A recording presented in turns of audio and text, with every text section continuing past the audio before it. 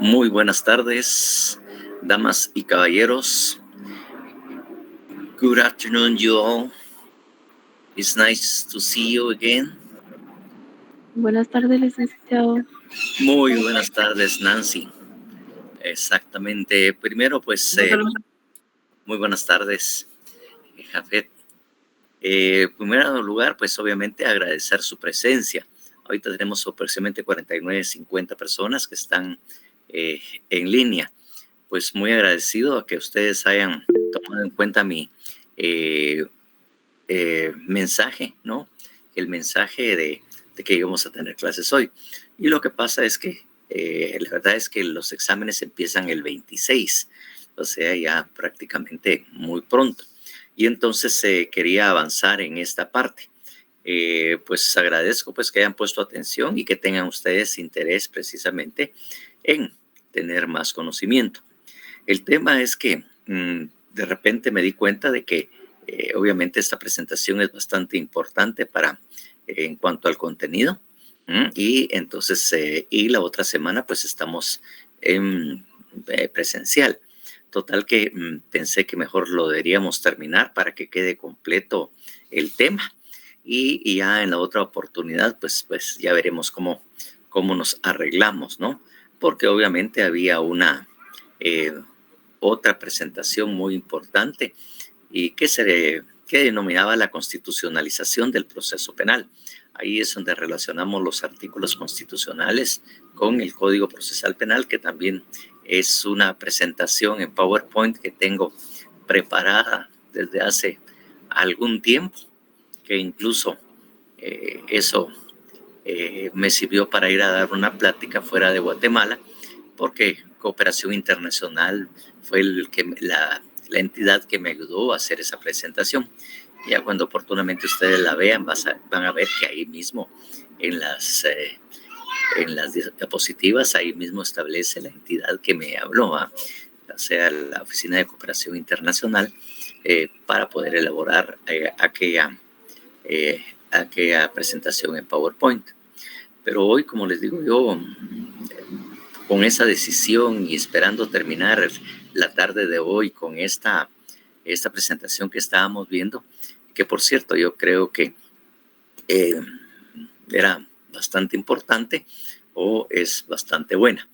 Entonces vamos a empezar para no perder el tiempo y entonces vamos a ir entonces a la presentación de una vez para no perder tanto tiempo, dándonos la bienvenida a esta actividad. Entonces, perfect. Thank you, Angel. Bueno, entonces ahí ya tenemos, de alguna manera vamos a avanzar. Entonces vamos a ir más adelante.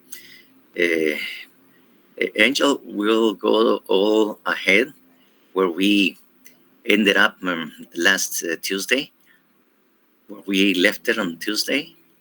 I don't know if you remember. Yes, Nick. I believe it was page 11. Yeah, something like that. That's where this yeah, I think it is. Please, let's go there.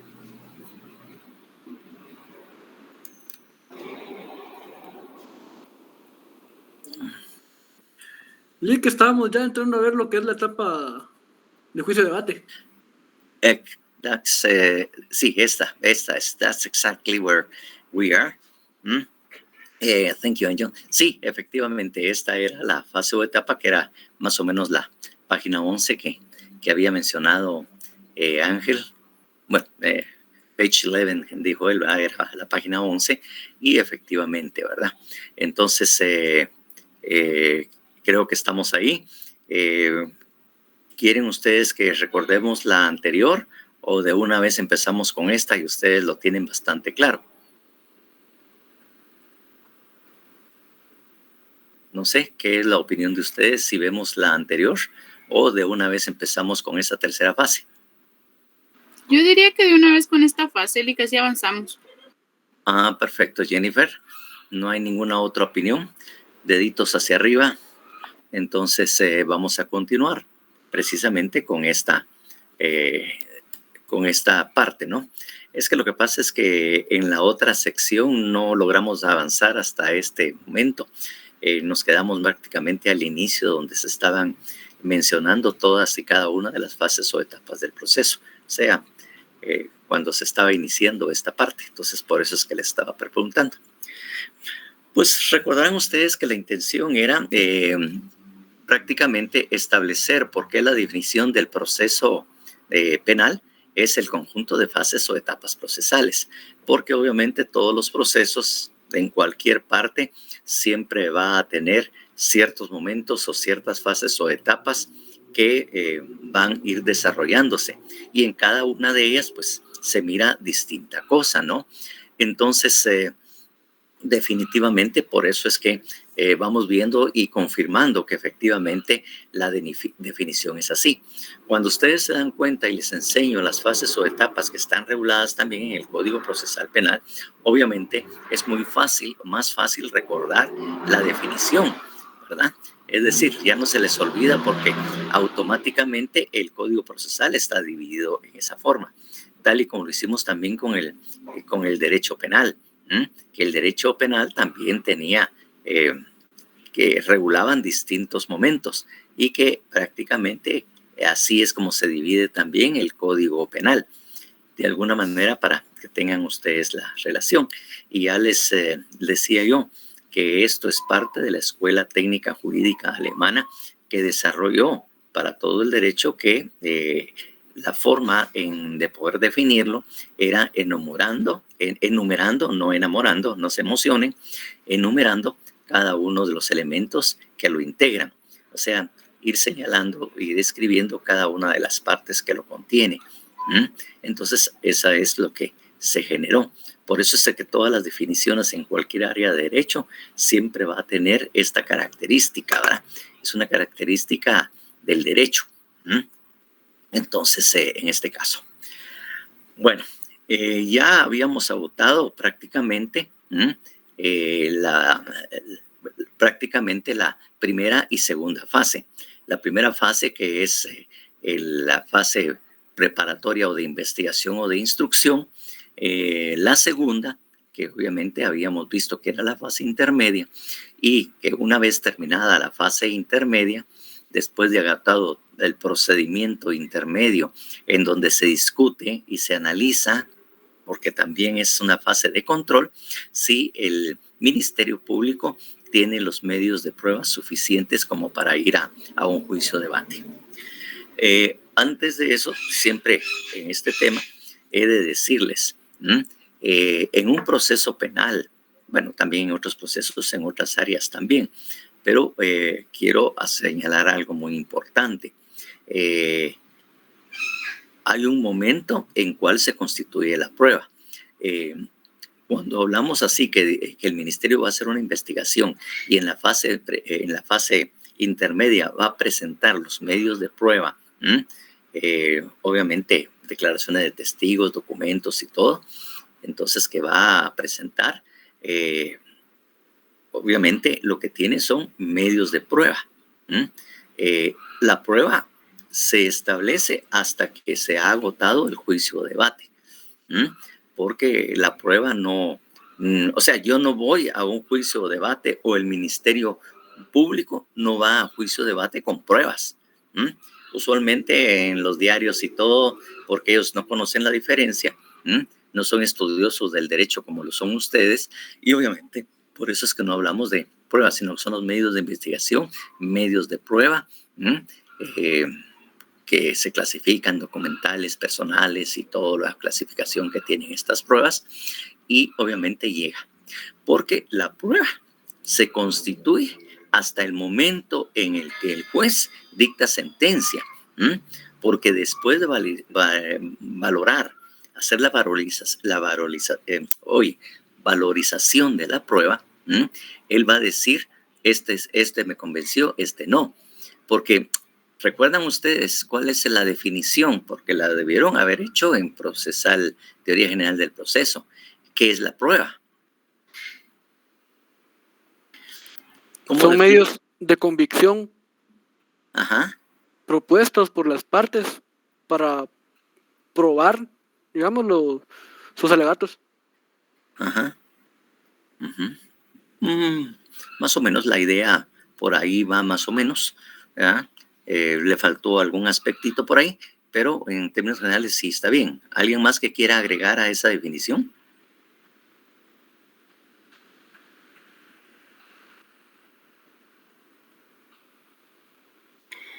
Licenciado, probablemente, bueno, puede establecer la verdad de los hechos alegados por las partes en un juicio.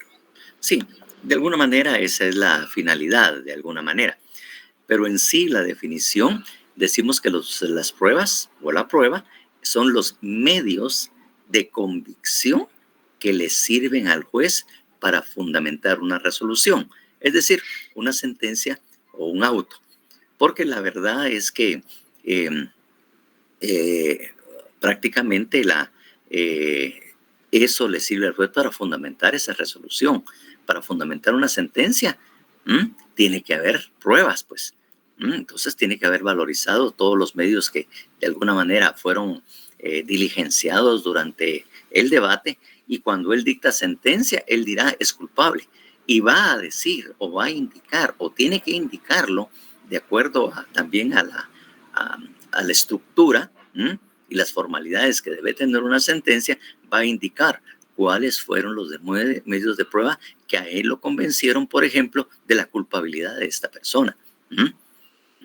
Entonces, esos son los medios de convicción. Él va a considerar que es culpable y lo dice porque tal declaración, tal documento, sí, sí, efectivamente, al valorarle le da la calidad de plena prueba. Él determina que esos medios que él tiene son los que a él le convencen de que la persona es culpable. Porque, como les digo, puede darse y se ha dado, no solo en este proceso, en cualquier otro proceso, ¿verdad? En el proceso penal, sin cualquier otro, ¿verdad? En cualquier otro podrá decir, mire, ¿verdad? De todos los medios de prueba que fueron diligenciados o que me fueron presentados por parte del Ministerio Público, me parecen insuficientes, por un lado, o no me han logrado convencer de que efectivamente la persona es culpable. Presentaron esto y esto y esto y esto, pero en ninguno de esos le faltó esto o algo así. Va a señalar esos errores, ¿no?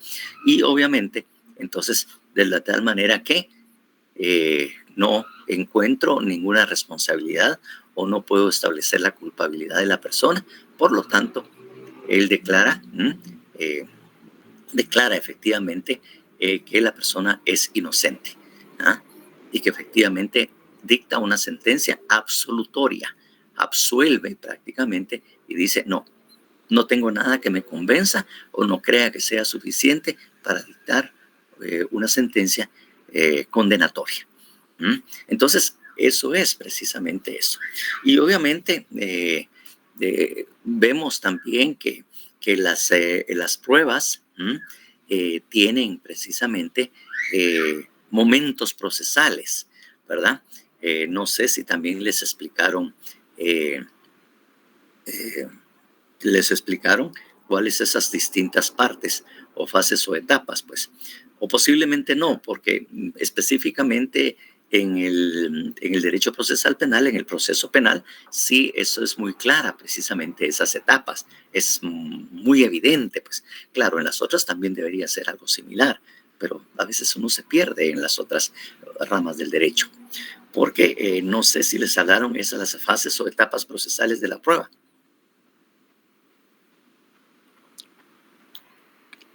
Que es la proposición, valoración y... Exactamente. Diligenciamiento. Eso. O sea, si veremos, allí debe tener un orden. Algunos dicen, es que el orden de los factores no altera el producto. Sí, en derecho sí, en ciencias sociales sí, porque no se puede dar una antes de la otra. Tiene que ser también momentos sucesivos. No sé qué me iba a decir Ángel André. El orden sería el ofrecimiento, la proposición, el diligenciamiento y la valoración de la prueba, ¿no? Exactamente. Fabuloso. Esa es exactamente. Se los puede repetir nuevamente, mire, Ángel André, pero así despacio y con buena letra para que vayan tomando nota, porque obviamente esto no está en la presentación. Por favor, Ángel André. Sería el ofrecimiento de la prueba, proposición de la prueba, Sí, sí. diligenciamiento de la prueba y la valoración de la prueba, en el cual tenemos 3 sistemas de valoración: prueba Exacto. legal o tasada, íntima convicción y la sana crítica razonada. Perfecto. Ya él maneja el tema. Yo pienso que él nos va a trabajar una presentación cuando estamos hablando de la prueba y vamos a tomar en cuenta a Ángel para que nos ayude a desarrollar ese tema. Siempre también mediante su remuneración, ¿verdad? La remuneración que puede precisamente recibir por eso, ¿verdad, Ángel André? Nada es gratis. Por lo tanto, por lo menos unos puntos por eso, ¿verdad? ¿Está de acuerdo, Ángel? Por puntos, Silic. Por puntos si baila la mona. ¿Cuántas quiere? Dice. Vaya. Con el 61 mínimo. Menos mal que dijo 61, no le agregó 8 más. Por eso dije como mínimo.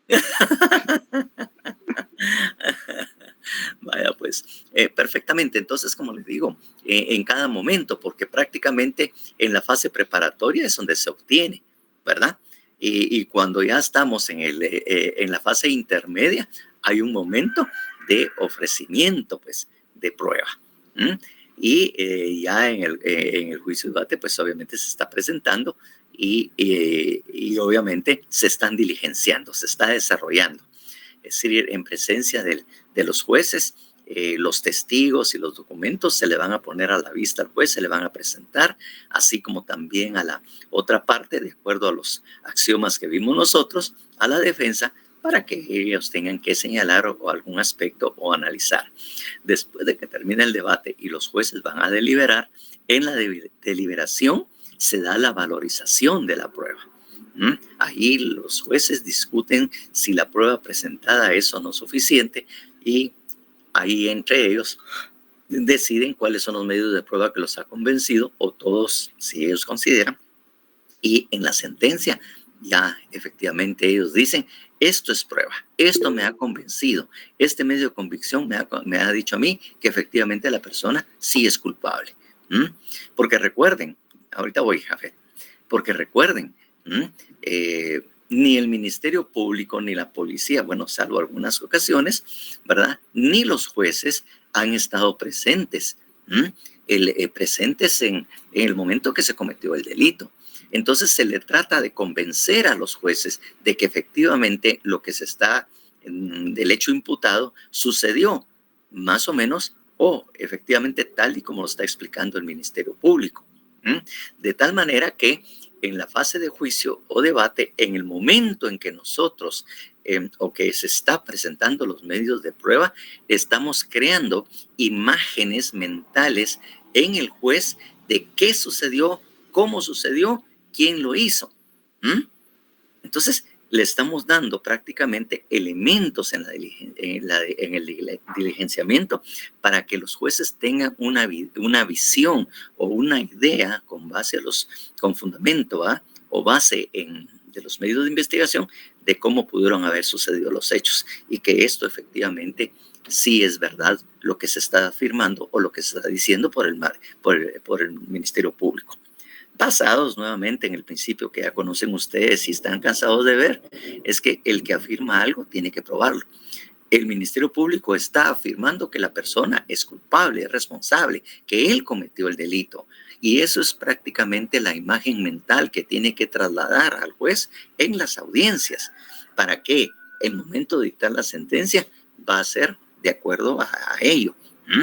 Eso es lo que tenemos que tener en cuenta. Entonces, cuando ustedes están en juicio, debate o en audiencia, ustedes lo que tienen que hacer es ilustrar al juez, mostrarle al juez qué fue lo que sucedió, por qué debe dictar la resolución en este o en otro sentido, por qué ha lugar o no ha lugar lo pedido. De alguna manera, hay algunos procesalistas que se definen, que definen que prácticamente las partes dictamos la resolución al juez en el momento en que estamos haciendo nuestra nuestros alegatos, nuestra argumentación, entonces estamos dando una imagen y de acuerdo a lo que estamos diciendo, porque prácticamente estamos diciendo cuáles fueron los hechos, cuáles son los medios de convicción que tenemos y toda la cuestión, estamos trasladando la resolución que, según nuestra posición, según nuestros argumentos y los medios de convicción que tenemos, debería ser la resolución del juez. Entonces, eso es lo que ustedes siempre hay que tener, esa imagen, eso es la proyección que tienen que hacer cuando ustedes argumentan. ¿Y por qué? Efectivamente, recordando la clase que más les ha gustado, en el semestre pasado, ahí es donde entra precisamente la lógica jurídica, porque ustedes técnicamente o sistemáticamente están elaborando la resolución o el criterio que debería tener juez para al dictar esa resolución.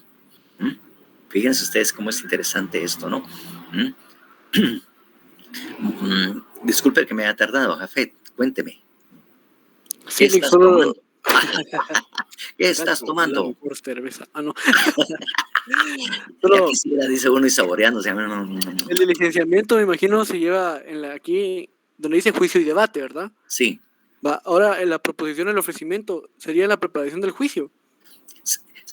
Sí, en la preparación del juicio, cuando hay una audiencia de ofrecimiento de prueba, que está establecida después del juicio o debate y se hace una audiencia de ofrecimiento de prueba.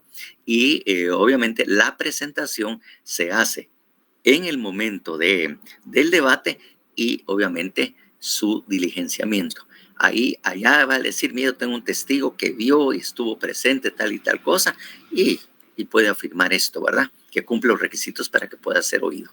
Entonces, ahí en el debate se presentan y de una vez se diligencia porque el testigo va a empezar a hablar en presencia de los jueces y de todas las partes y va a decir lo que a él le consta, lo que a él vio, y que de alguna manera vinculan a la persona que él vio, puede ser que oyó, que cometió el hecho. Entonces está diligenciando ahí.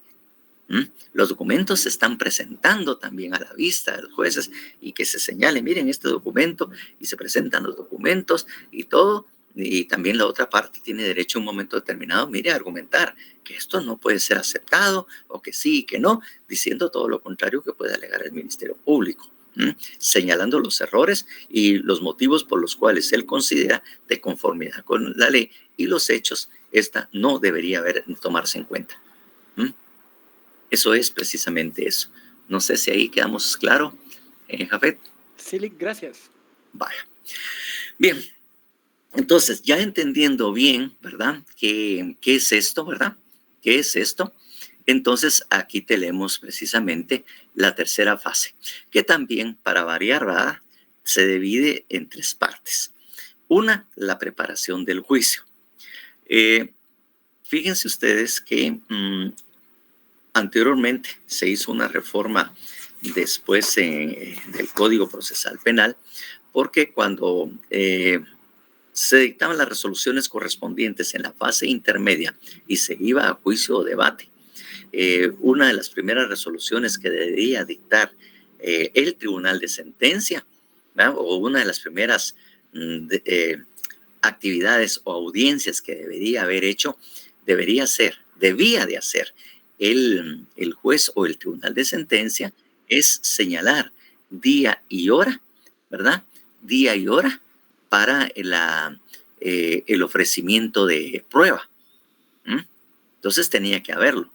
Pero en la práctica, los jueces empezaron a discutir que recién estaban conociendo el caso, no tenían idea absoluta, ¿verdad?, porque esa es la idea precisamente de dividir el proceso en distintas etapas y que sean distintos jueces los que conocen distinta etapa.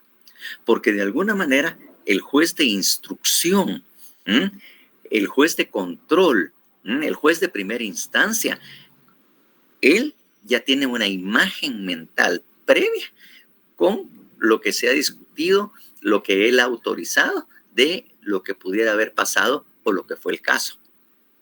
Al pasarla al tribunal de sentencia o al juez de sentencia, ¿verdad? Porque pueden ser unipersonales o tribunales, entonces el juez no sabe lo que pasó. Es hasta ese momento que se va a dar el juicio de debate que entonces va a conocer los pormenores y detalles de lo que sucedió. Pero el juez, de alguna manera, después de haberla tenido, pensemos, por 3 meses, él ya tiene una imagen mental. Ya tiene ciertas líneas que lo convencen a él de que sí puede haber culpabilidad. De tal manera que incluso él ordenó la apertura a juicio y obviamente aceptó la acusación del Ministerio Público. Entonces pasa estos dicen, bueno, nosotros no conocemos, y que pensaban de que no eran los jueces idóneos para poder efectivamente analizar el ofrecimiento de prueba. Bajo esa perspectiva es que se hizo precisamente las reformas correspondientes. Y obviamente ustedes ven que en el juicio de debate están los artículos 346 y 47 derogados. Dentro de los que se incluía precisamente el ofrecimiento de prueba. Pero después de discutirse y toda la cuestión, se hizo la reforma en el 2010, ¿verdad? Y resulta que la audiencia para la audiencia correspondiente se hizo precisamente después, y eso está regulado actualmente en el 343, que ahí mismo dice ofrecimiento de prueba. Entonces ahí fue cuando se hizo la reforma, porque el juez más idóneo que dijeron que podía decir esto sí es válido, esto no es válido, y decidir que no, que sí, era el juez de primera instancia, o el juez de instrucción, o el juez contralor. Entonces, por eso es que se hizo ese cambio, y después del auto que se dicta, el auto de apertura a juicio, entonces el juez de instancia obviamente ordena una audiencia de ofrecimiento de prueba. He de aclararles lo siguiente: el hecho que se haya trasladado al final de la fase intermedia no quiere decir que el ofrecimiento de prueba sea parte de la fase intermedia, sino ya es un acto de preparación del juicio, porque obviamente cuando él dicta el acto resolviendo que ha lugar a ordenar o a aceptar al lugar la apertura a juicio y la acusación presentada, obviamente ahí termina.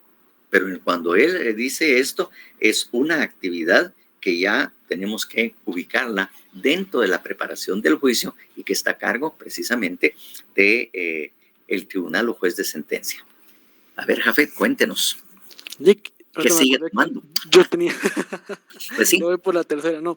Mire, ahorita se me olvidó que yo tenía una duda sobre la apelación. Porque yo leí los 13 puntos y dice que los autos a los cuales se declara la falta de mérito es apelable. Ahora mi duda es, ¿el auto de procesamiento es apelable? El auto de procesamiento. Lo que pasa es que el auto de procesamiento, si miramos en sí, si miramos el 402, me parece es, que son las impugnaciones donde está precisamente los autos apelables, entonces ahí dentro del 404, disculpe, no me había fijado, entonces prácticamente no hay, prácticamente no es apelable. O sea, ahí únicamente apelar los 13 puntos. Exactamente, los que está, pero eso no es apelable. Ah, ok. Muchas gracias. Bueno, entonces en el 402, ven ustedes enumerado, no tiene esa apelación. Bueno, entonces, básicamente eso es lo que efectivamente sucede. Entonces, eso ya es una actividad de preparación del juicio o debate, ¿verdad? Y obviamente esa preparación, como ven ustedes, está debidamente regulada. Ya no decimos el 346 porque está derogado, sino que empieza con el 348 que se refiere al anticipo de prueba. Pues bien, entonces tenemos nuevamente precisamente esto, que la fase de juicio y debate se divide en 3 partes. Acto de preparación del juicio, está primeramente la preparación del juicio, que está regulado, como bien lo dijimos, del 348 al 353 del Código Procesal Penal. Ahí son todas las actividades que se refieren a la preparación y obviamente pues de lo que es el juicio y debate. Del segundo es el juicio y debate. O sea, en sí ya la diligencia donde efectivamente se va a diligenciar todos los medios de prueba, que está obviamente regulado del 354 al 367 del Código Procesal Penal. Y por último, la deliberación y sentencia, porque una vez que se ya terminó el juicio o debate, se da por concluido, prácticamente los jueces se retiran para deliberar, deliberar, porque eso está en el artículo 383, valorar la prueba y dictar la sentencia que en derecho corresponde, de acuerdo a lo que establece también el 11 bis y obviamente los hechos vertidos. Entonces, esas son las 3 partes. Después de que hacen deliberación y sentencia, citan nuevamente a las partes y obviamente ahí ellos anuncian, como veremos en su momento, que es la sentencia que ellos están dictando. Ellos dicen, mire, culpable o inocente, después de valorar la prueba. Y claro, la resolución debe estar bien fundamentada, de acuerdo a lo que hemos visto y hemos leído del 11 bis, en donde va a establecer los fundamentos en los cuales se basa o se fundamenta para decir que la persona es culpable o inocente y qué fue lo que ellos, qué fue lo que a ellos los convenció o los dejó no convencidos de que la persona podría ser culpable.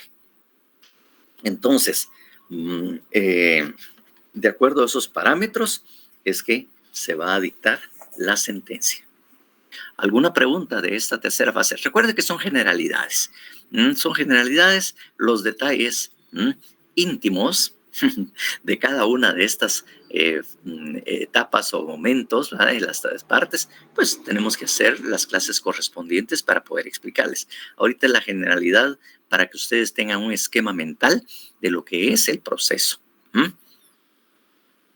Y que obviamente, ¿verdad? Que esto también lo tienen ustedes que manejar, ¿verdad? Porque no deja de ser, o posiblemente pueda ser una pregunta de incluso del examen privado. Así como son el tribunal examinador, el juez de lo penal puede preguntar eso. Élfido, por favor. Sí, licenciado, perdone, en el artículo 385 de la sana crítica, cuando habla de resolver por mayoría de votos, ¿podría explicar eso de la mayoría de votos? Claro, lo que pasa es que son 3. Entonces, las decisiones pueden ser por unanimidad o por mayoría. Puede ser que 2 estén de acuerdo y 1 no lo esté. Puede ser el tercero en discordia. Si 2, o sea, por mayoría simple, están de acuerdo, se dicta la sentencia y condenatoria o absolutoria según la posición de estos 2. Y esta tercera persona o el tercer juez de alguna manera puede razonar su voto y eso queda también establecido precisamente en lo que es la sentencia porque es su voto disidente por no estar de acuerdo con la sentencia o la votación de la mayoría. Esto es lo que se hace. No sé, ¿alguien más había levantado la mano por ahí? Era yo, Lick, pero solo era para eso, sí, para preguntar si podía razonar su voto. Sí, pueden, exactamente. Evidentemente, el razonamiento también lo desliga de cualquier responsabilidad. al momento de que se haya incurrido, digamos, los otros dos jueces. En alguna cuestión, ¿verdad? Obviamente serán responsables. Incluso cuando se presenta la apelación, se presenta en contra de la decisión dictada en sentencia por dos jueces. Incluso algunos, la apelación que hacen se basa en que el juez disidente tenía razón porque él señaló tales y tales circunstancias en las cuales no fueron tomadas en cuenta por los jueces, por los dos jueces que votaron a favor, y que esto no debería haberse dictado si hubieran tenido ese razonamiento o que hubieran utilizado eso. En ese momento, Lee, cuando hay uno disidente no se puede plantear, digamos, como duda. ¿Qué cosa? O sea, que hay duda, digamos, para condenarlo y al final es... Sí, pero eso lo tiene que plantear en la apelación. Ah, ok. Pero no lo puede plantear como duda, sino que tiene que ser basado en lo que esos dos jueces afirmaron y que ellos consideraron que si la persona era culpable, por ejemplo. Así es la cosa. Y obviamente muchos toman muy en cuenta lo que el juez disidente expresó en el momento que razonó su voto. Así es. Bueno, entonces, esto es en cuanto a la tercera fase de juicio o debate. ¿Alguna duda por el momento? ¿O vamos a la próxima? Silencio. Siempre me pregunto si son muy pocas las personas que participan, ¿verdad? Pero ese era el problema de la virtualidad, que a veces las personas solo se conectan, se alejan, hacen otras cosas y no le ponen la debida atención. Y eso es lo que a veces tenemos problemas también en clase. Elfido. Sí, licenciado, solo estaba viendo que verdaderamente no sé si yo no estuve en la clase o cuándo pasó eso, ¿verdad? El artículo 48 del Código Procesal Penal, donde habla acerca de los tres jueces, ¿verdad?, que deben integrar esa sala, ¿verdad? Es que eso me tenía con duda de cómo eran, cuántos jueces eran o cómo tomaban esa decisión. Gracias, licenciado. Sí. Recuérdese que por eso es que cuando oímos de tribunal, estamos hablando de tres jueces. La palabra tribunal automáticamente nos señala que son tres.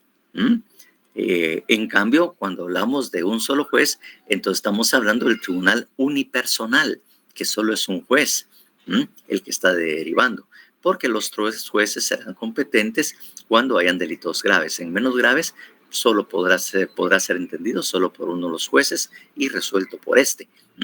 Pero cuando el delito sea grave o el caso sea así bastante complicado, entonces, de acuerdo a la competencia, deben conocerlo el tribunal de sentencia, que automáticamente estamos hablando de tres jueces.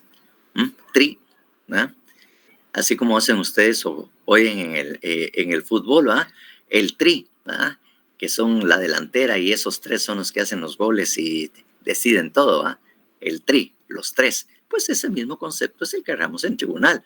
Son los tres que deciden, que integran que deben integrar el tribunal y los que van a decidir el tema. De ahí nace verdaderamente el trío o el tri, ganador, estrella de ese equipo de fútbol, ¿verdad? Si les pregunto a algunos ahí, ¿cuál es el último tri que recuerdan ustedes en el fútbol? No sé de Guatemala, porque a veces están más enterados del fútbol europeo que el fútbol guatemalteco, y a veces resultan peleando por el Madrid o por el Barça y toda la cuestión, muy convencidos, y toda la cuestión, pero ahí sí. Bueno, entonces, estamos claros en esta parte para pasar a la siguiente. Bien, let's see the next, please.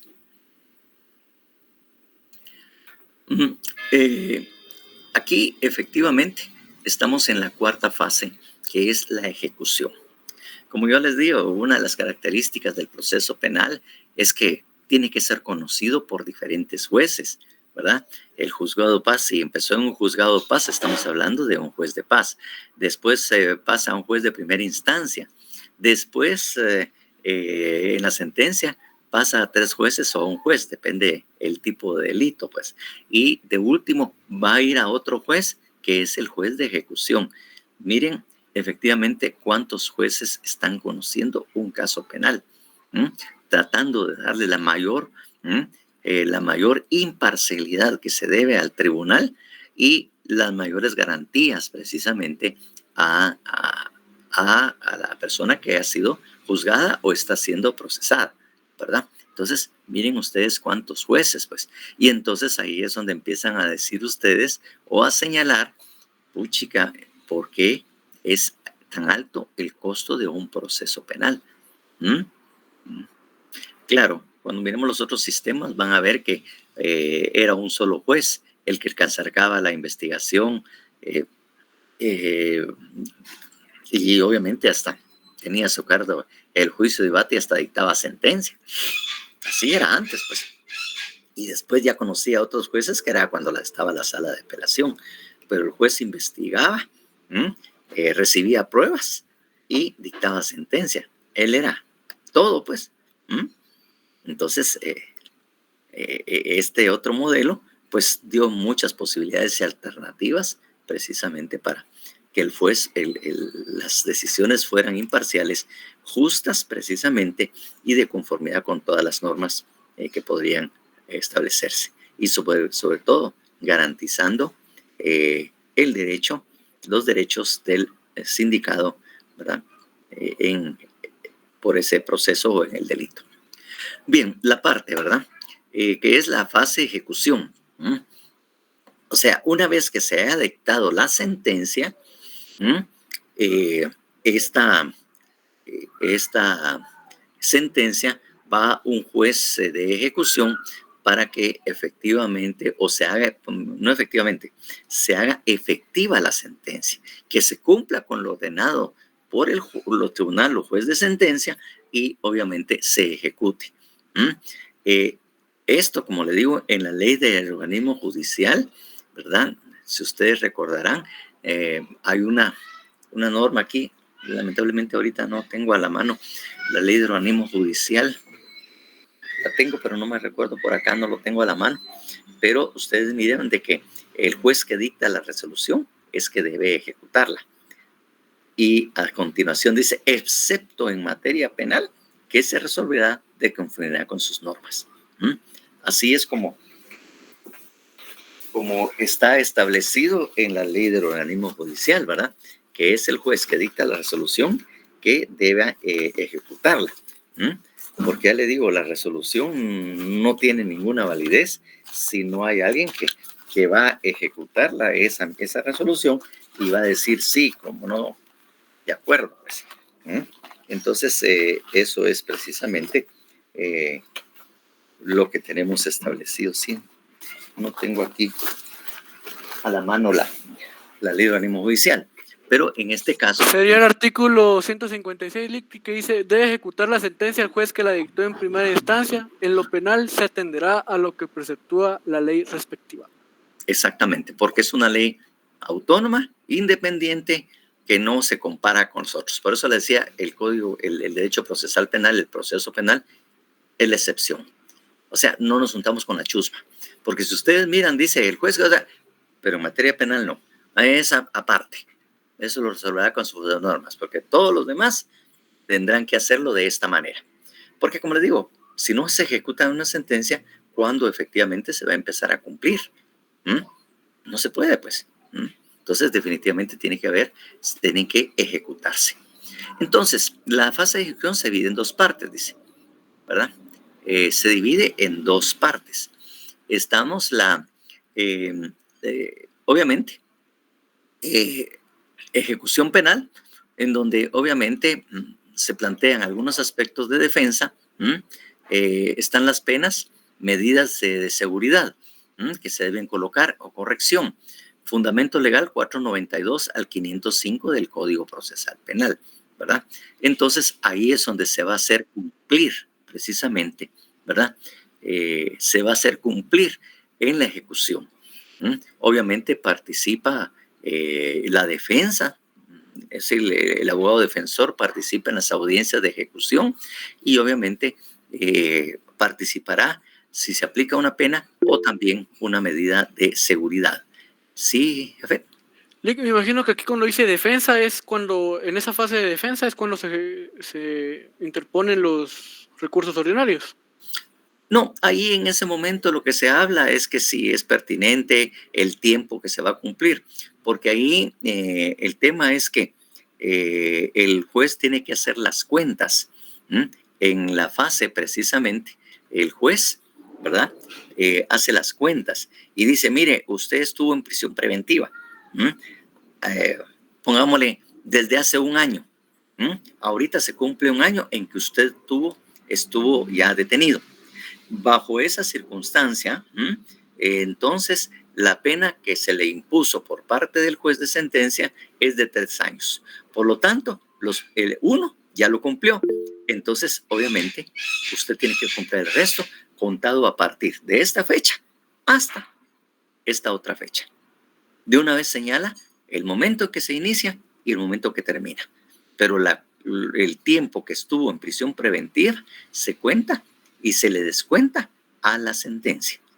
Si ya estuvo un año y la pena era de, digamos, 3, pero penas de 3 usualmente no hay porque se puede pagar una multa. Pues solo hice por números, así es que, por favor, eso no estaba tomado en cuenta. Entonces dice, bueno, que ya cumplió un año en prisión preventiva, entonces a los 5 que le puso el juez le descontamos 1 y solo le quedan 4.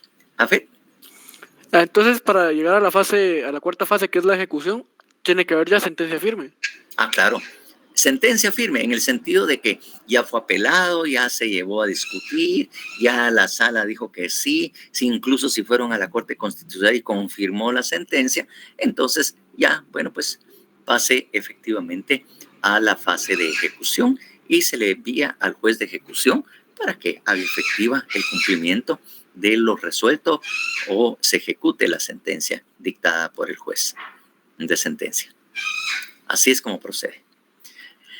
Y la segunda parte es en cuanto a la ejecución civil. Recuérdense que el Código Procesal Penal, los jueces son competentes tanto en materia penal como en materia civil, porque obviamente se puede ejercer la acción penal y la civil en el tema de la responsabilidad penal, la responsabilidad civil, derivado de los daños y perjuicios causados por la comisión del delito. Entonces, esos daños y perjuicios que son eminentemente civiles se miran también en el proceso penal y el juez debe resolverlo.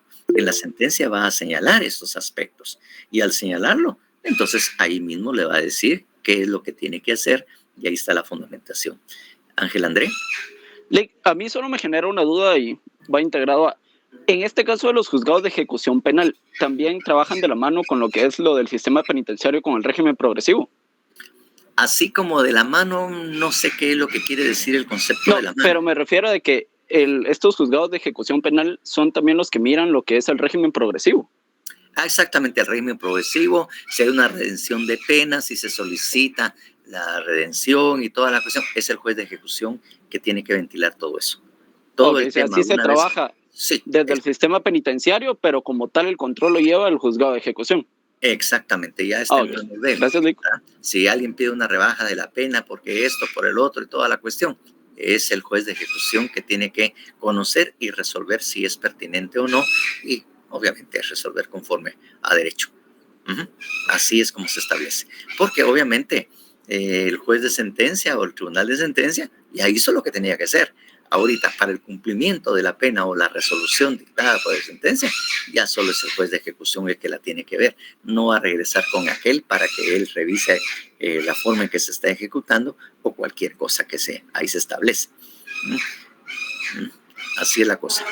Entonces, esto es lo que se da, ¿verdad? La ejecución civil, de ser clara quién es competente, las costas y la indemnización, ¿verdad? Que se calculan y obviamente lo que tiene que pagarse en esto. Incluso si hay alguna indemnización que se tiene que hacer al imputado, pues obviamente también ahí se va a ventilar el tema en la ejecución. Bueno, esto es en cuanto a la cuarta fase y ejecución, ¿verdad? Que tiene esto. Entonces, next, please.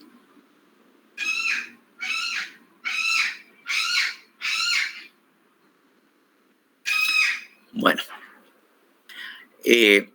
En estos casos, pues ya aquella parte ya la terminamos. De una vez en esta parte, así en esta, como quien dice, un adendo, nosotros vamos a ver los sistemas procesales que históricamente se han desarrollado en el mundo.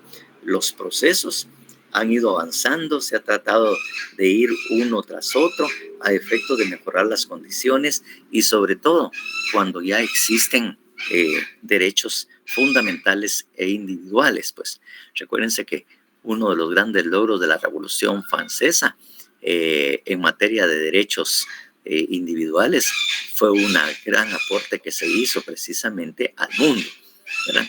¿Alguien tiene algún comentario o recuerda precisamente esa Revolución Francesa? ¿O en alguna clase les comentaron eso? En derechos humanos podría haber ¿Qué sido. aspecto de la Revolución Francesa, Alec? Sí, ¿Qué aspecto? el aspecto sobre los derechos fundamentales o ciudadanos que se hicieron prevalecer y nacieron con la Revolución Francesa.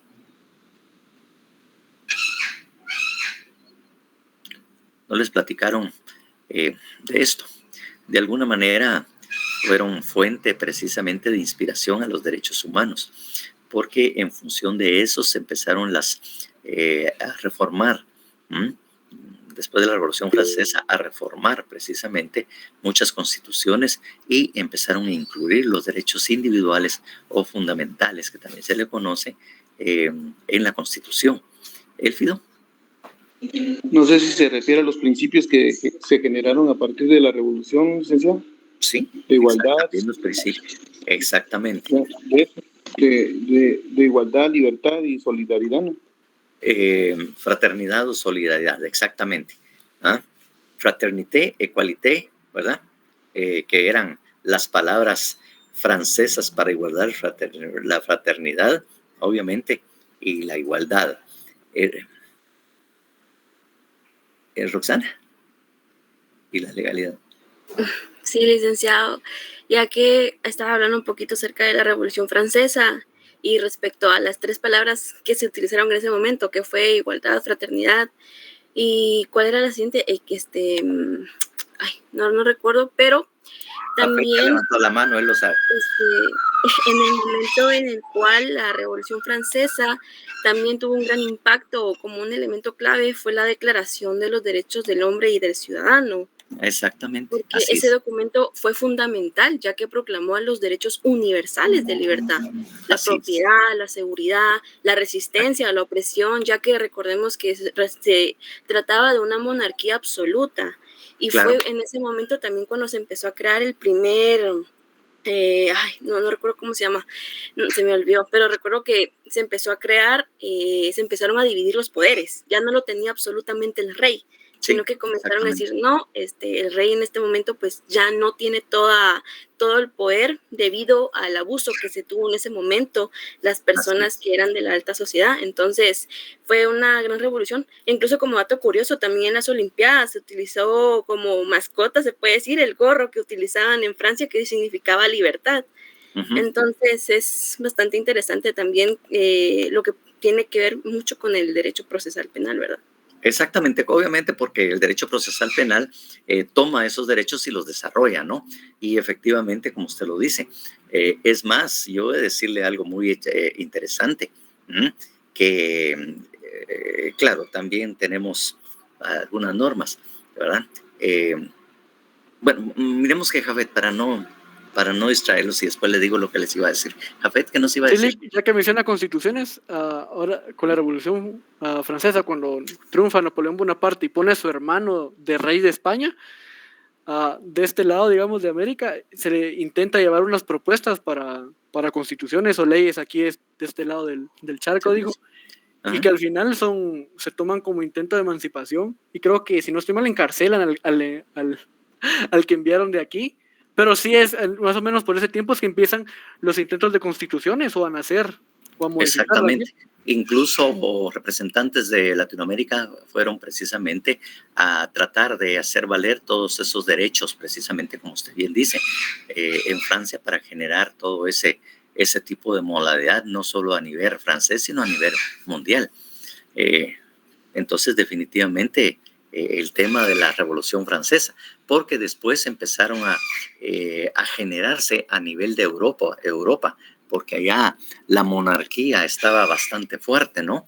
Entonces empezaron a hablar la Carta Magna, las cartas de derechos, e incluso se generaron las monarquías constitucionales o democráticas, en que, como usted dice, habían 3 poderes, estaba el rey, pero estos 3 poderes en los que manejaban esto, y como un último recurso, pues estaba el rey, precisamente, ¿verdad? Entonces son monarquías constitucionales, les decían también, pues. Entonces, efectivamente, ¿verdad? Eso es lo que se dieron. Y uno de los aspectos es que por eso es que en Francia no existen reyes ni duques y nada, no como en España, como en Suecia, así no tan fuertemente, pero en otros países sí todavía conservan cierto poder. Estas clases sí existe el rey, en Francia no, definitivamente se abolió. Y efectivamente el conflicto, la guerra civil española, en el que estaba representado precisamente Barcelona, Cataluña, y creo que también los Países Vascos que estaban a la frontera con Francia, fue precisamente porque ellos querían abolir el poder del rey. Incluso todavía los del Barcelona, Cataluña y los vascos están pidiendo que se construya una república, porque España no es república. Ustedes no van a decir la República de España. Dios mío, no, eso es imposible, porque no es una república precisamente, ¿verdad? Y ellos precisamente querían que también, porque el Estado republicano, como ustedes dicen, que se creó básicamente en Francia, pues era el modelo que todos querían después obtener, el modelo republicano, pues, como dice usted, la división de poderes y todo, ¿verdad?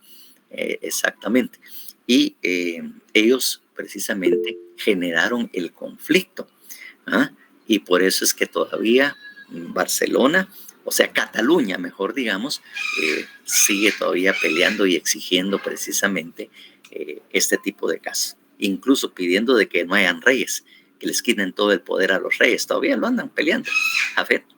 Lick, España es una monarquía constitucional, ¿no? No es exactamente, una república. No es una república.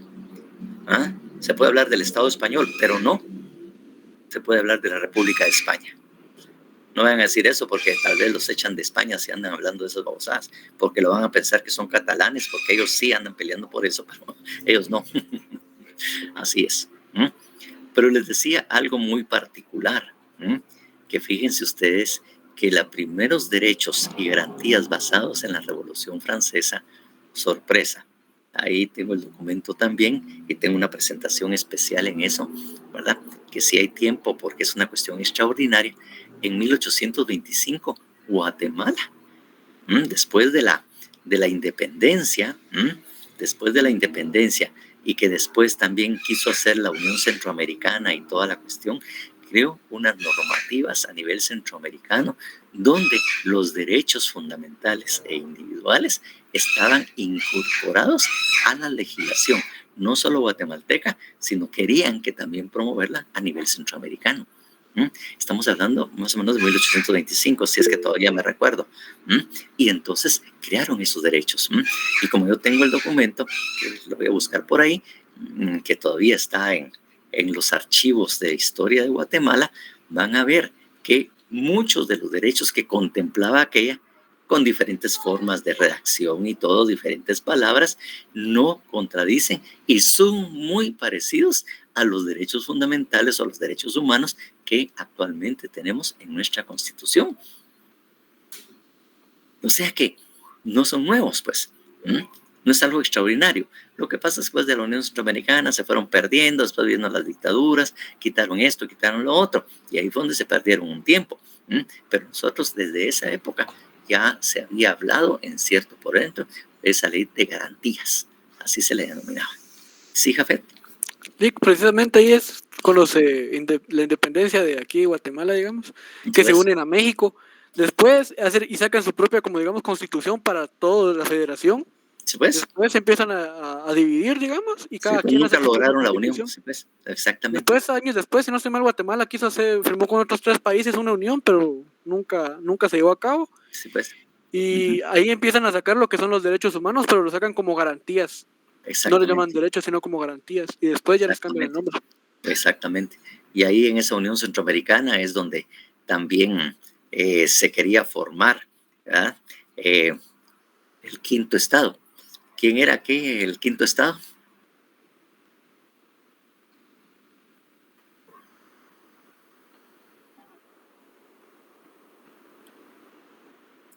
¿Quién era? Cuando Quetzaltenango empezó a decir también que él era otro estado, que no era parte de Guatemala, porque le hacía más ojitos a México. Sí, se quisieron separar. Exactamente. Ahí. Así es, exactamente. Y se querían convertir en los catalanes o los de Barcelona, de aquí de Guatemala, ¿va? Que ellos querían integrar un sexto estado, ¿va? Porque obviamente en esto estaba Guatemala, Salvador, Honduras, Nicaragua y Costa Rica, porque en esa época todavía no existía Panamá. Panamá fue en otros casos otra situación histórica que desarrolló Panamá, pero realmente esos eran los 5, y el sexto estado andaba peleando Quetzaltenango o el área del altiplano, esa parte, para que ellos fueran. No solo era Quetzaltenango, sino todas las áreas cercanas a Quetzaltenango, porque aún no había esa división geográfica. Roxana. Sí, licenciada, ahorita que está hablando de este movimiento, tenía un nombre, si no estoy mal, no sé si se llamaba, Movimiento Separatista, que sí. En ese momento fue cuando, como ya mencionaba, ¿verdad? Quetzaltenango tuvo ese movimiento liderado en ese momento, ¿verdad? Por Justo Rufino Barrios. Uh-huh. Entonces en ese momento también fue conocido como la separación de los Altos. Pues, sí, porque como decimos que Quetzaltenango no era, y tenía otro nombre, como usted dice, no solo era Quetzaltenango, estaban las áreas circundantes o que estaban alrededor de Quetzaltenango, porque aún la división esa departamental, así como la tenemos ahora, no se miraba. Entonces era una región, precisamente en la que ahí estaba, donde se incluyen, en que ahora están divididos como 3 departamentos más. Creo que estaba Yucatán, licenciado. No, ahí ya se había dado Yucatán y Chiapas, que de alguna manera nos lo robó México, alegando de que como le debían y toda la cuestión, una forma de pago era quitarles. Lo que pasa es que se estaba desquitando México de lo que le había hecho Estados Unidos por Texas, que obviamente fue la revolución y la guerra que tuvieron, y obviamente Texas se lo quitaron a México y se fue a desquitar con nosotros, ¿va? Se vino a desquitar con nosotros. Jafet. Fue Chiapas y Soconusco, lo que dieron Chiapas, en pago, pero eso fue hasta el gobierno de Justo Rufino Barrios, ¿no? Sí, por ahí más o menos fue que fue ese tema que se dio un poco más, ¿no? Históricamente ahorita en este momento no lo recuerdo. Ángel André. A los que se empezaron a dominar Estado de los Altos, ¿no era Quetzaltenango, Tote y Sololá? ¿Totonicapán y Sololá? Sí, algo así era, exactamente. Era toda esa región por ahí, Totonicapán y Sololá. Por ahí era esa región, ¿verdad? Y obviamente después surge Quiché, tal vez después aparece Huehuetenango también por ahí, pero en ese momento todavía no estaban incluidos. Bueno, San Marcos también no creo que estaba, no me acuerdo que estaba. Bueno, entonces pues nos vamos a desviar. Bueno, bajo esa situación, que ya nos desviamos un poco más, pero estos aspectos históricos no dejan de conocerse, porque precisamente es parte del desarrollo histórico, jurídico de Guatemala, que fue cómo fue que llegamos a ser lo que somos en este momento y cuáles fueron sus inicios, ¿verdad? Eso no lo podemos dejar, ¿verdad? Entonces, los sistemas procesales que se han conocido a través de la historia, pues ahí dice acusatorio, inquisitivo, mixto francés, acusatorio formal, ¿verdad? El acusatorio primero, después se fue el inquisitivo, después el mixto francés, que esto se derivó precisamente cuando los franceses, por el ímpetu o el impacto que había causado los derechos fundamentales o individuales, precisamente trató de excluir o no utilizar el sistema inquisitivo. Y obviamente el mixto francés, en el que empezaba ya a preservar y conservar los derechos, observar los derechos fundamentales, y que también vendió bastante en toda Europa, incluso, como le digo, aquí en Guatemala, con el anterior código, que también era el sistema mixto. Entonces, imagínense ustedes que hasta dónde había llegado el modelo francés. Y costó un poco, incluso a España le habrá costado todavía quitarse por todavía tener resabios precisamente de lo que era el mixto francés, porque era muy bien acogido por Europa precisamente el modelo, a excepción de Inglaterra.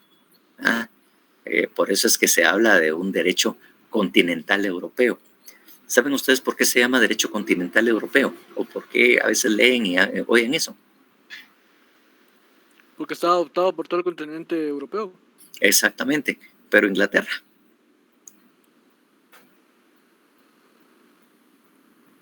Sistema sajón, ¿no? Anglosajón. No, el problema es que no es continental europeo. Recuérdense que Inglaterra, la Gran Bretaña, es una isla. Por lo tanto, no está en el continente europeo propiamente dicho, sino que está muy cerca. Y se vivían peleando Francia e Inglaterra. ¿Se recuerdan ustedes que hubo muchas guerras precisamente entre Francia e Inglaterra? Pero por eso el Brexit. Entonces estaban aparte. Entonces ellos ya implementaron un nuevo modelo que fue precisamente copiado del sistema acusatorio. Y obviamente Estados Unidos, porque fue colonia. Y hay otras que eran el Commonwealth, que decían que era la unión de todas las colonias y todos inglesas, que después se liberaron, que también tienen ese modelo acusatorio también similar a los que tiene Estados Unidos también. Bueno, pero bien, entonces next please.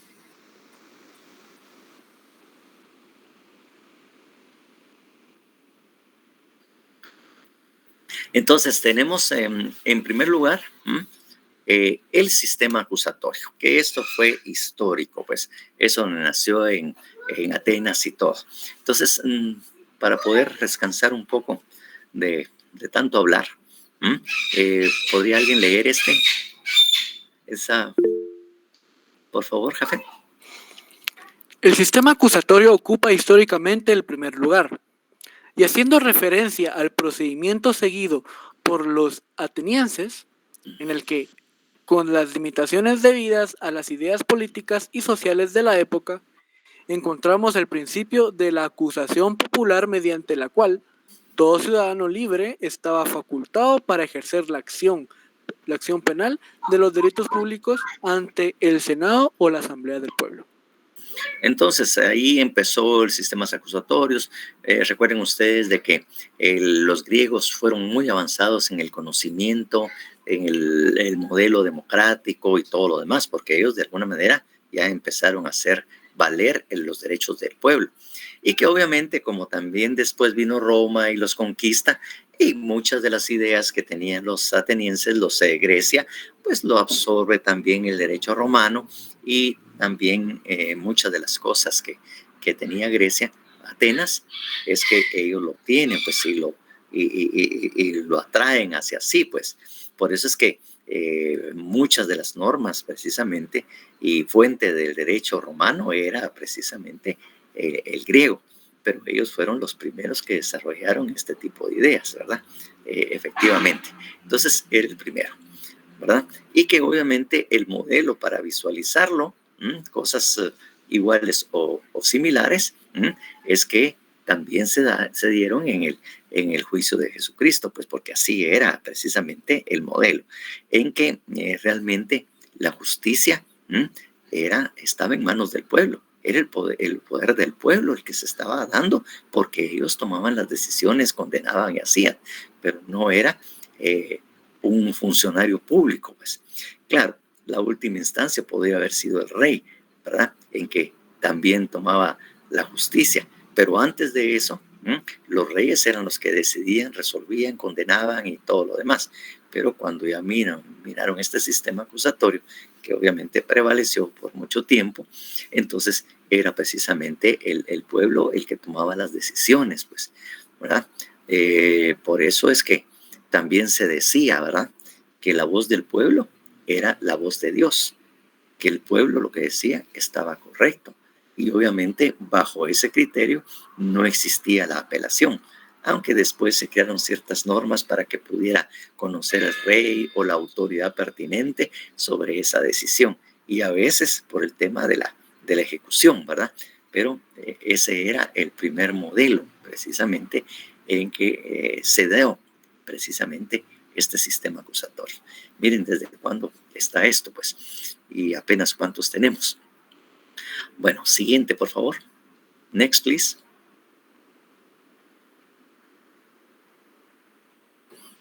Bueno, entonces, por favor, miren las características y cómo se desarrollaba.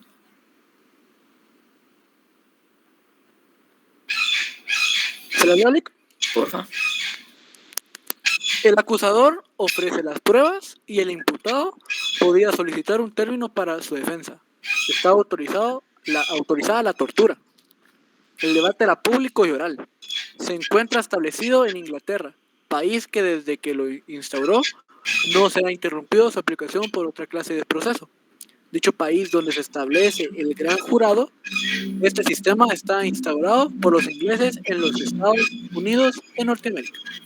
De eso ya habíamos hecho una mencioncita, el por qué había jurado, pues, por qué de alguna manera el jurado representa al pueblo, pues, al pueblo al pueblo, porque son personas que son ciudadanos, que de alguna manera que tienen algunas características especiales por los cuales el Estado los invita a participación como miembros del jurado, y normalmente pues todos los ciudadanos, como parte de sus deberes ciudadanos, es integrar precisamente estos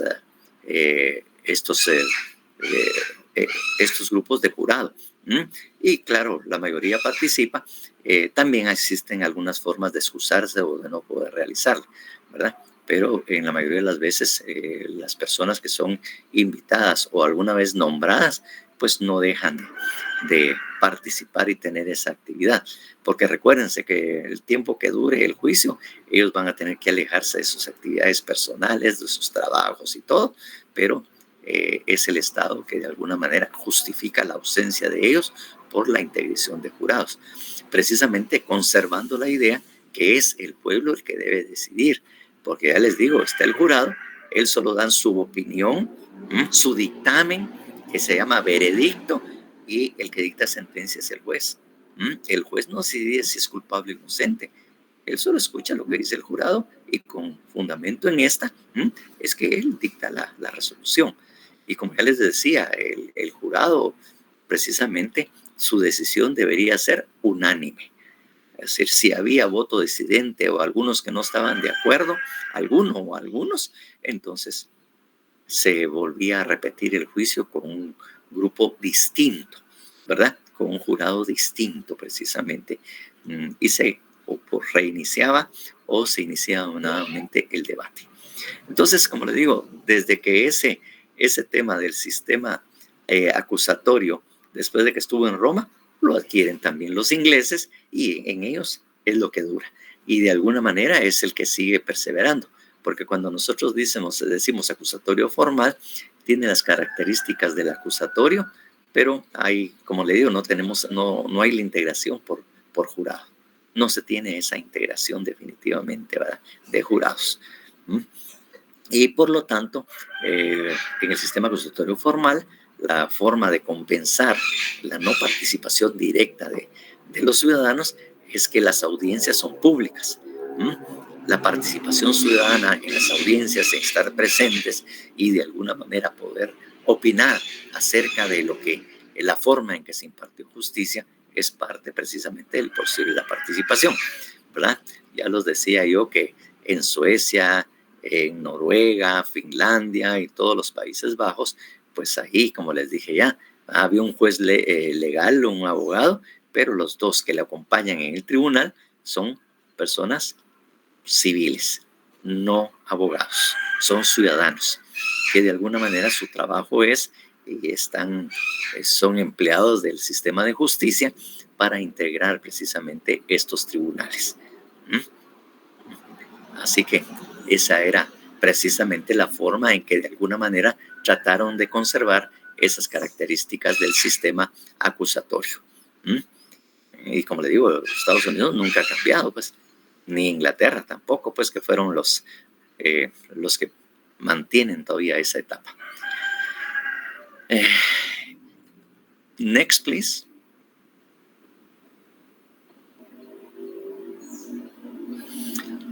Por favor. Concurren los principios de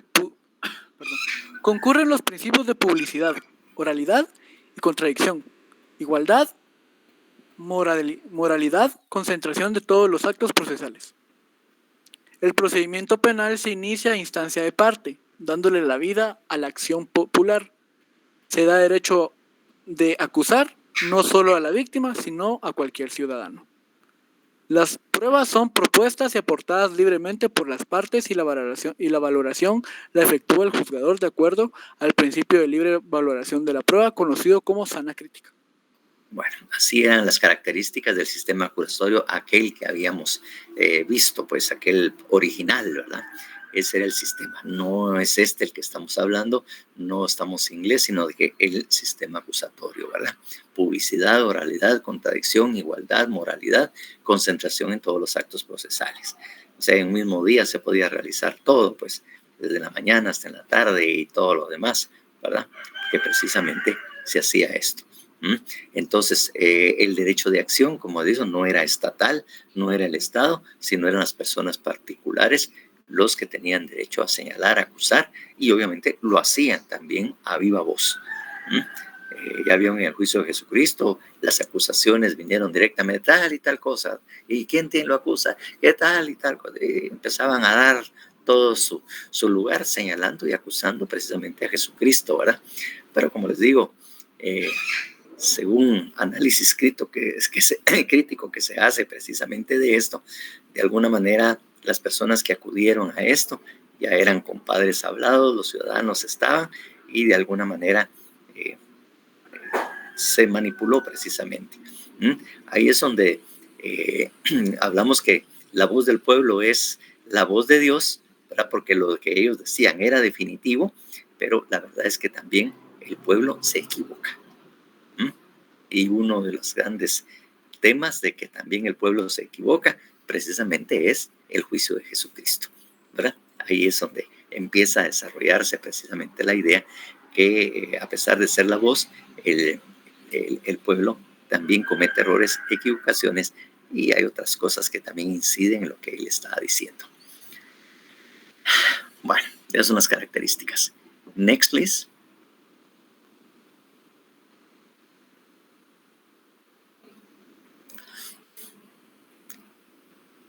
Por favor, alguien que lea el sistema inquisitivo. Vivian. Sí, licenciado. Sistema inquisitivo. Establece la forma escrita, la prueba legal y tasada, la secretividad y las funciones procesales de acusación, defensa y decisión se concentren en el juzgador. El imputado se convierte en un objeto y deja la condición de parte. Lo más nefasto era que daba lugar a que los delincuentes de clases sociales bajas se les impusieran penas graves y gravísimas. A los integrantes de las clases sociales altas se les impusieran penas leves. En esa época el proceso penal toma un carácter político y de defensa de la clase dominante. Los magistrados o jueces son permanentes. El juez es el mismo sujeto que investiga y dirige, acusa y juzga. La acusación la puede ejercer indistintamente el procurador o cualquier persona. Bueno, ahí tenemos el sistema inquisitivo, ¿verdad? Ya legalmente establecido. Pero el sistema inquisitivo nace precisamente de Roma, porque ellos tienen el sistema inquisitivo, salvo con algunas variantes que han modificado, pero lo que son los tribunales eclesiásticos, todavía hay. En Guatemala, si no lo saben, también, igual como en todas partes, hay tribunales eclesiásticos, que de una manera son instituciones creados por la religión católica, tribunales con sus normativas y todo lo demás, y sus reglamentos y toda la cuestión, pero estos juzgan las faltas, o podríamos decir faltas graves, y casi llegando a delitos, que cometen los miembros de la iglesia.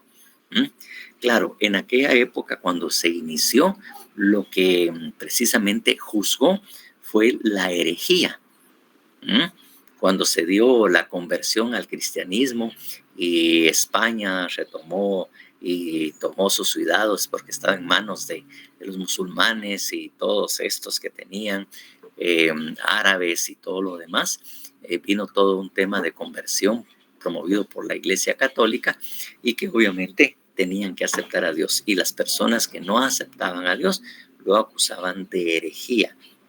Y obviamente el sistema inquisitivo fue que nació precisamente como un modelo de la Iglesia Católica.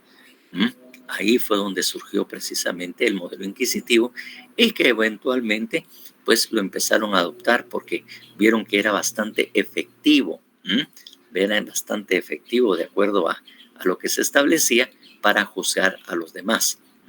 El único medio es que cuando el modelo inquisitivo surgió, la Iglesia Católica manejaba la tortura para poder obtener la verdad, porque la confesión era la reina de las pruebas y lo que necesitaban es que la persona confesara precisamente que era culpable, y eso es lo que se valía pues precisamente en esto. Next, please.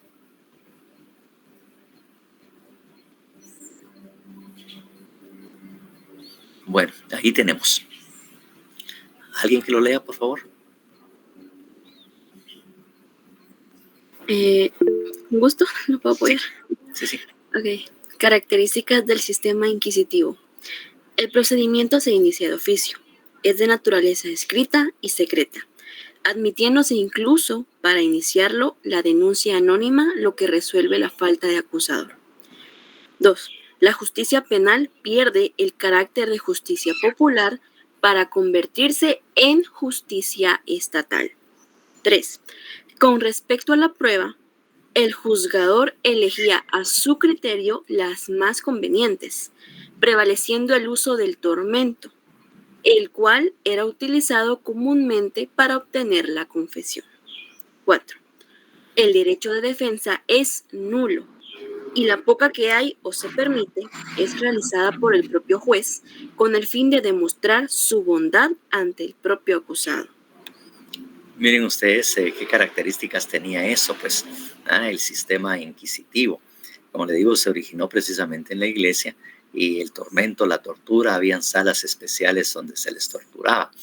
Y habían casos, incluso habían libros escritos sobre esto, algunas novelas, que efectivamente la persona a veces decía que sí era culpable ante la desesperación que le causaba el dolor de las torturas que se estaban iniciando, ¿verdad?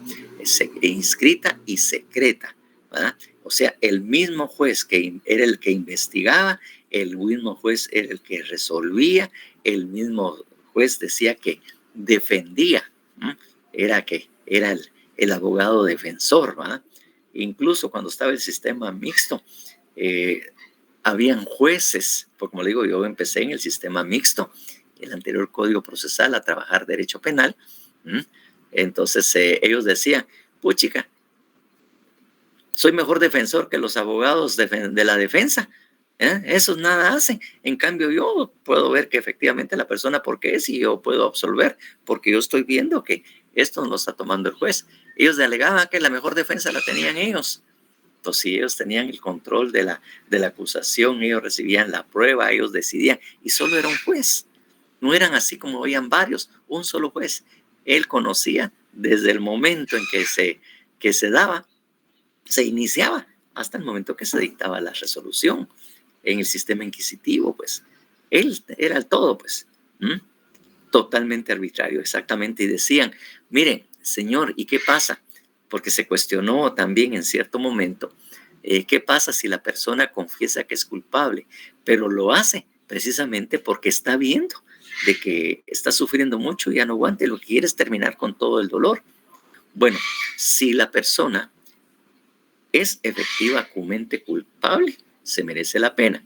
Y si es condenado a muerte o muere, obviamente será el Señor Dios que va a juzgarlo, ¿no? Porque Dios es el que juzga los vivos y los muertos, y juzgará y ya precisamente lo compensará, porque siendo inocente tuvo todo este sufrimiento, ¿verdad? Él lo va a juzgar. Por lo tanto, decía él, si la persona es culpable, pues es culpable y merece la pena, merece que se sancione.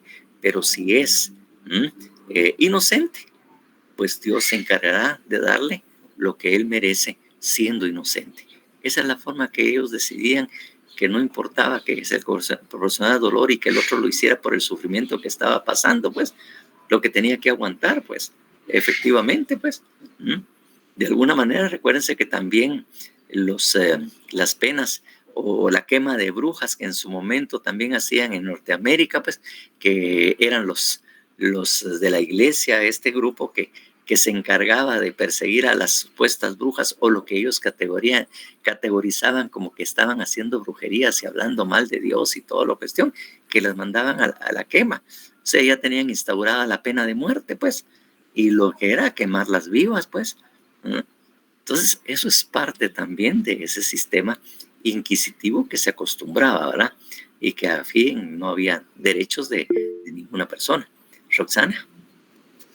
Sí, licenciado. En estos casos que estamos hablando acerca del sistema inquisitivo, se puede poner de ejemplo el caso de Juana de Arco, que fue ejecutada por lo mismo, de herejía. Exactamente, lo acusaron de herejía, y todo porque no concebían en el fondo de que una mujer hubiera liderado, ¿verdad? La guerra y que hubiera triunfado en ella. Entonces también fue una decisión machista. ¿Cómo es posible que una mujer ande haciendo esto, pues? Y precisamente la acusaron de herejía, que entonces se dudaba de que si efectivamente era mujer o qué era, pues, y parte de eso fue la acusación a Juana de Arco, y obviamente después la santificaron y todo, porque el liderazgo que ella tomó en la guerra fue demasiado contundente, que obviamente los hombres se sintieron apabullados por lo que ella había hecho y logrado, que en un trabajo que únicamente se consideraba que lo podían hacer hombres. Y entonces finalmente por eso es que también a ella la llegan a acusar, precisamente por eso. Sí, es muy bonita la historia de Juana de Arco. Incluso hay unas películas muy interesantes acerca de Juana de Arco, que de repente tienen oportunidad, bueno, ya hace tiempo pues la miran, van a ver qué injusticia, y asume su responsabilidad. Dice, bueno, si me condenan, condénenme, pues. Yo sé que no soy culpable. Tenía sus bien puestos. Jodida la mujer. Bueno, sigamos.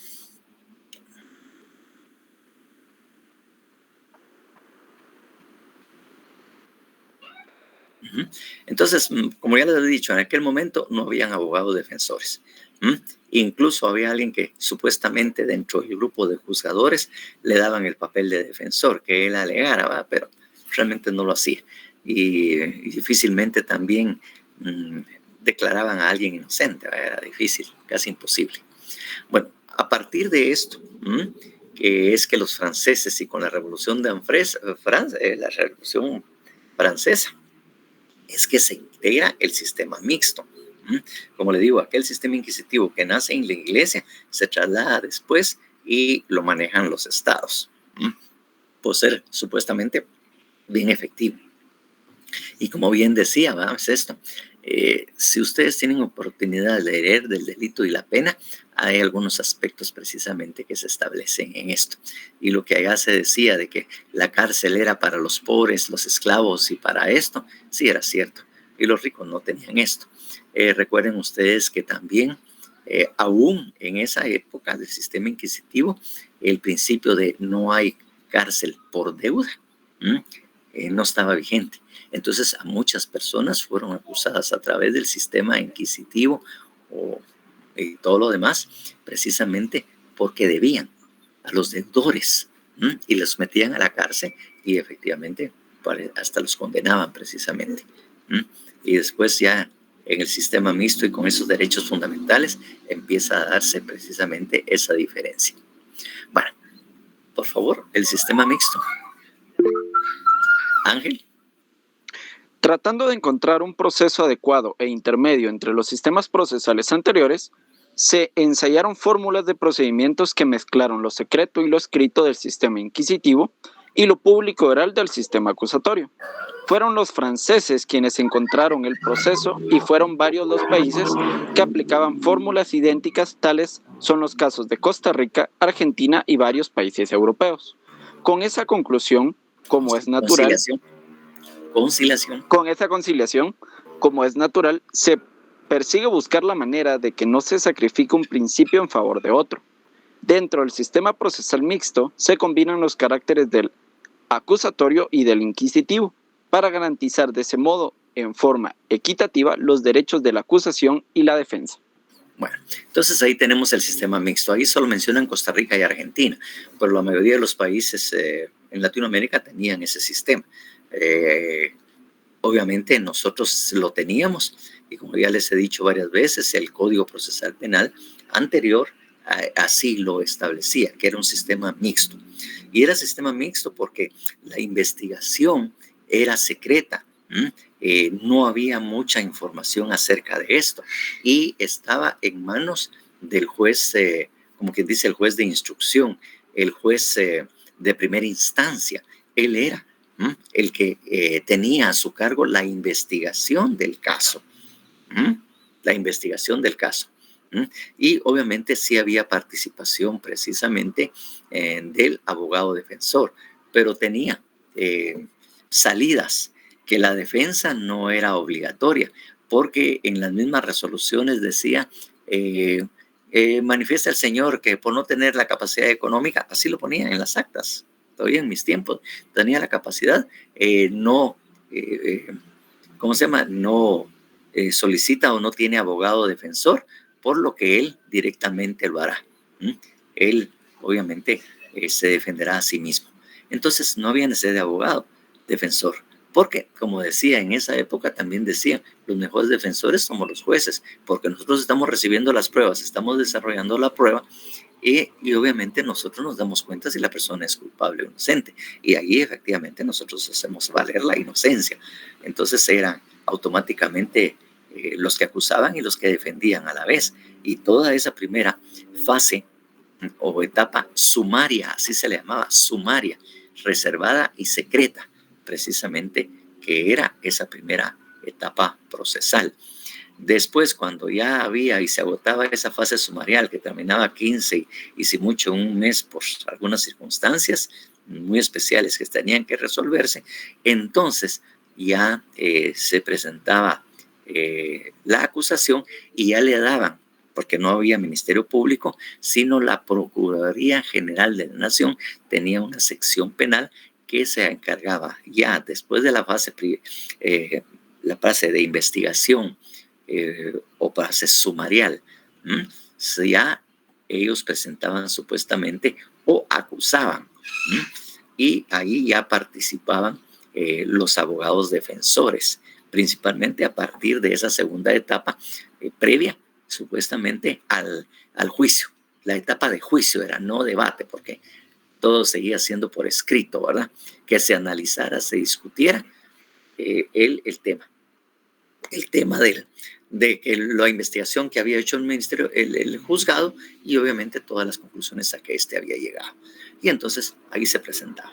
En esa época, el bufete popular jugaba otro papel, porque la ley había autorizado que el juez autorizaba el auxilio de un abogado defensor, pero también dio la facultad para la instauración de bufetes populares, en que los estudiantes de la carrera de Derecho también podían asumir la defensa. Un defensor de oficio éramos nosotros como estudiantes. Claro, con el nuevo sistema incluso se discutió precisamente la participación del estudiante en un juicio, porque decían que qué desigualdad, qué problema. Pues bueno, es bueno porque los estudiantes están agarrando experiencia en este tema, pues, pero imagínense, el estudiante que supuestamente tenía un asesor del bufete popular, asesor que solo firmaba el alegato de la defensa, porque a veces no había forma de abrir a juicio. Se podía abrir al juicio si lo pedía la defensa o el el fiscal, ¿va? Que difícilmente lo hacía, o que obviamente simplemente dar por terminada ahí esto y que no hubiera juicio o debate, sino solo se presentaba un alegato final. La mayoría, en todo caso, solo presentábamos un alegato final y teníamos que sacar por lo menos 6 casos. Ese era el mínimo que aceptaba el bufete popular para dar por terminada la práctica en el área penal. 6 casos. O sea, la gente pobre que tenían capacidad económica, pues éramos los estudiantes que defendíamos y simplemente presentábamos el alegato final para considerarlo y que se dictara después sentencia. Entonces, raro era el juez o esto que se presentaba. No les cuento lo que yo viví en eso, porque yo también fui muy, ya desde esa época ya mi visión estaba dirigida a algo, ¿no? Y yo no llevé 6 casos, yo llevé 9 casos penales en la práctica. Lo hice aquí en Guatemala, lo hice en Escuintla, en otros lugares también, e incluso algo que incluso algunos defensores del bufete popular no me quisieron apoyar, es que había asumido la defensa de unas personas en tiempos de Ríos Montt que habían sido acusadas de tener buzones y de colaborar con la guerrilla. Entonces ese caso cayó. El juez, tal vez ustedes los conocen, era en esa época el licenciado, era doctor Héctor Aníbal de León Velasco, ¿verdad? Y él obviamente me conocía porque yo había empezado a dar clases también en esa época. Y él fue el que me dijo, mira, agarra este caso, me dijo que no es tal cosa. Está delicado. ¿Y qué? Eso no es problema. Dele, sí, el derecho penal, que se le gana, y toda la cuestión. Sí, dije yo y asumí. Cuando llegué al bufete popular para que me firmara, poche, que esa babosada, ¿cómo te estás metiendo? Yo no firmo esa babosada, yo no me voy a comprometer. Y hablé con otros, dice, no, vos, hombre, es que vas a babosada. Finalmente logré a alguien que había un abogado de aquellos que eran también así animados. No, yo te lo firmo, son babosadas, no dijo. Eso es porque son, ya dije, imagínense qué fue lo que dijo, ¿va? Eso es porque eran, ¿verdad? Tal cosa, y ¡pum! No se los dieron. Yo sí lo hice, los vendí, ahí estaba, ¿va? Y Londi de la Rosa levantó la mano porque ya me va a decir que pasamos el tiempo. Efectivamente, porque son las 15:58, van a ser las 4. Fíjese, licenciado, que tenemos 3 diapositivas para finalizar. No sé si las va a concluir o qué hacemos. Bueno, concluyámosla y les dice un momentito que me esperen a la otra sección. De todas maneras, no tienen otra clase después de esto, por favor, Londi. Está bien, licenciado. Bueno, entonces ya les digo, yo me metía a buenas camotes por ahí en esa cuestión, pero ya fue mi naturaleza porque seguí metiéndome a babosadas y seguí también batallando en este tipo de cosas, ¿va? Que le agarré mucho. El mal empezó ahí. Y como obviamente yo ya había empezado a dar clases de derecho penal, pues obviamente le entré con ganas, pues, porque eso fue más o menos entre el 82 y 83 que asumí esa defensa en tiempos de Ríos Montt. Entonces, eso es precisamente lo que se ventilaba. Entonces, después se alegó, ¿va? De que cómo es posible que me pongan un estudiante ¿cómo se llama?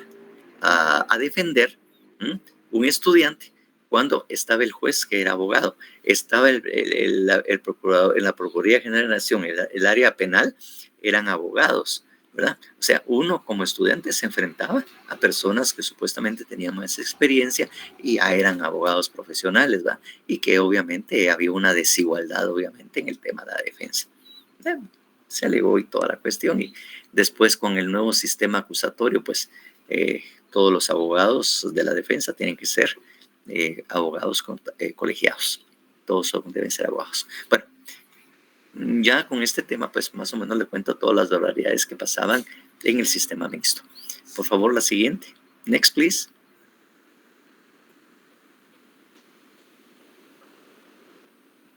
Estas son las características generales que vamos a pasarla así bastante pronto.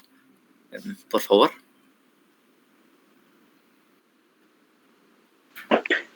Es una combinación del sistema inquisitivo que aporta la fase de instrucción y del sistema acusatorio, que aporta la fase del juicio denominada también debate, plenario o decisiva. Su principal objetivo es equilibrar los intereses del individuo con los intereses de la sociedad. La prueba es de libre valoración por el juzgador, lo que se conoce como sana crítica o lo que el actual Código Procesal Penal denomina sana crítica razonada. El tribunal no interviene en la instrucción del proceso y puede ser unipersonal, juzgado o colegiado, que sería un tribunal. Bueno, ahí tenemos algunas características. Next, please.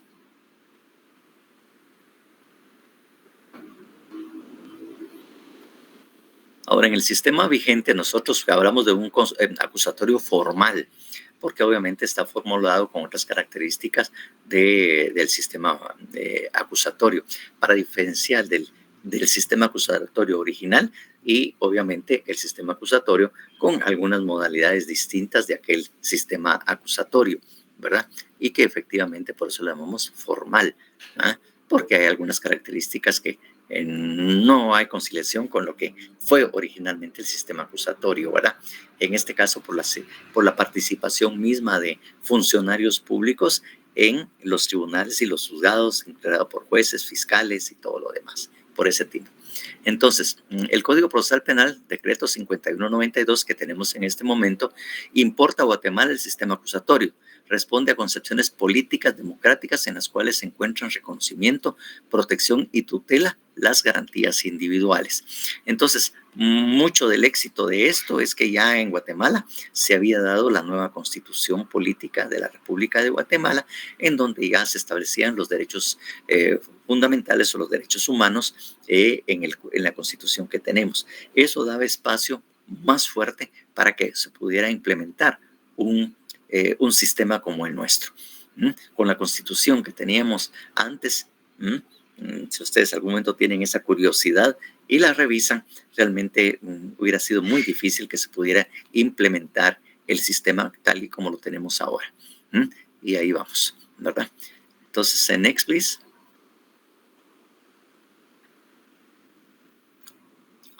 Se caracteriza por la separación de las funciones de investigar y juzgar, con lo que de acuerdo el órgano jurisdiccional no está vinculado a las peticiones concretas del creyente o de la sociedad representada por el Ministerio Público. Coloca al imputado en igualdad de derechos por parte de la parte acusadora. Está dominado por las reglas de la publicidad, la oralidad de las actuaciones judiciales, de la concentración e inmediación de la prueba, ante todo, la participación ciudadana. Es decir, en este caso, como les digo, el Ministerio Público es el que investiga, él realiza la persecución. El juez es un árbitro de la contenda. Y además de ser un árbitro, un juez imparcial, de acuerdo a la Constitución, él obviamente tiene que ejercer una función de control. Un juez contralor, un juez de garantías, asegurarse que el Ministerio Público observe todas las normas y que realice su persecución o su investigación de una forma debida. Entonces, precisamente, el juez ya no investiga. El que investiga es el Ministerio Público. Él es el que tiene a su cargo la persecución, no como era en el sistema mixto, ¿verdad? Que el juez era la estrella del show, ¿verdad? Y obviamente es el Ministerio Público el que realiza. Y vuelvo a insistirles, el Ministerio Público es un órgano administrativo que tiene la función de investigar y perseguir los delitos penales. Los delitos penales ya es redundancia. Los delitos. Esa es la obligación que tiene. Entonces, el juez solo decide, solo analiza y obviamente defiende. Jafet. Órgano administrativo que pertenece al organismo ejecutivo, pero que su función es autónoma. La función, ¿verdad? Recuerden, si la función es bien dicho, que el Ministerio Público, como vuelvo a insistir, no es autónomo. La función que realiza en el ejercicio de la acción penal es autónoma, pero no es autónomo porque el que lo nombra es el presidente. Él es el que manda, ¿verdad? Entonces, en este caso. Next, please.